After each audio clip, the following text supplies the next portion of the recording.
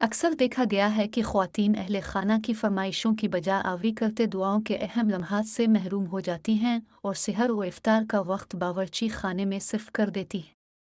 ख़वातीन रमज़ान की आमद से कबल चंद ज़रूरी उमूर सरअंजाम देकर इबादतों को तवज्जो से अदा कर सकती हैं। प्लास्टिक की बोतल अजार में सामान रखें ताकि रोज़ाना ढूंढने में परेशानी ना हो और नुमायाँ भी रहे। चने बॉल कर फ्रीज़ किए जा सकते हैं जो कि ज़रूरत के वक्त पानी में गर्म करने से बिल्कुल ताज़ा हो जाएंगे। कबाब तैयार करके रख लें। लहसुन अदरक का पेस्ट तो तकरीबन हर घर में मौजूद होता है। प्याज हल्की आंच पर फ्राई करके कागज़ के लिफाफों में भर लें और खुश्क जगह पर रखें ताकि नरम ना पड़े।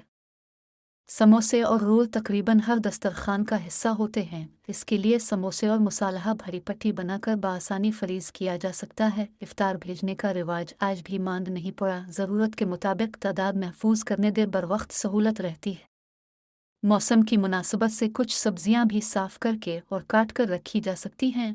ख्याल रहे कि सब्जियां आबाल कर महफूज रखने से बिल्कुल नरम हो जाती हैं और जायका भी नहीं रहता।